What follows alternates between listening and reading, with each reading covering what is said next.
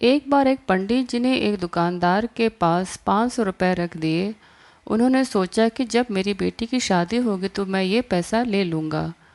कुछ सालों के बाद जब बेटी सयानी हो गई तो पंडित जी उस दुकानदार के पास गए, लेकिन दुकानदार ने नकार दिया और बोला, आपने कब मुझे पैसे दिया था? बताइए, क्या मैं कुछ लिख कर दिया है?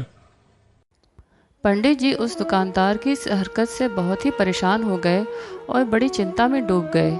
फिर कुछ दिनों के बाद पंडित जी को याद आया कि क्यों न राजा से इस बारे में शिकायत कर दूं, ताकि वे कुछ फैसला कर देंगे और मेरा पैसा भी बेटी के विवाह के लिए मिल जाएगा।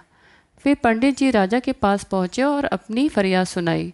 राजा ने कहा, कल हमारी सवारी निकलेगी और आप उस दुकानदार की दुकान के पास में ही खड़े रहना। दूसरे दिन राजा की सवारी निकली। सभी लोगों ने फूल मालाएं पहनाई और किसी ने आरती उतारी। पंडित जी उस दुकान के पास खड़े थे। जैसे ही राजा ने पंडित जी को देखा तो उसने उन्हें प्रणाम किया और कहा, अरे गुरुजी, आप यहाँ कैसे? आप तो हमारे गुरु हैं। आइए इस बग्घी में बैठ जाइए। वो दुकानदार यह सब देख रहा था। उसने भी आरती उतारी और राजा की सवारी आगे बढ़ गई।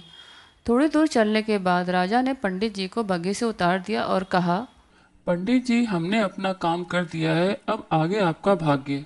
उधर वो दुकानदार यह सब देखकर हैरान था कि पंडित जी की तो राजा के साथ बहुत अच्छी साठगांठ है। कहीं वो मेरी शिकायत राजा से करके मुझे बर्बाद न करवा दें। दुकानदार ने तत्काल अपने मुनीम को पंडित जी को ढूंढ कर लाने को कहा। पंडित जी एक पेड़ के नीचे बैठकर कुछ विचार विमर्श कर रहे थे।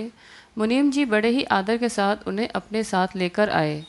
दुकानदार ने आते ही पंडित जी को प्रणाम किया और बोला, पंडित जी, मैंने काफी मेहनत की है और पुराने खातों को देखा तो पाया कि खाते में आपका 500 रुपये जमा है और पिछले 10 सालों से ब्याज 12,000 रुपये भी हो गए हैं।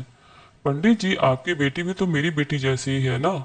अतः 1,000 रुपये आप मेरी तरफ से ले जाइए और उसे बेटी की शादी में लगा दीजिएगा।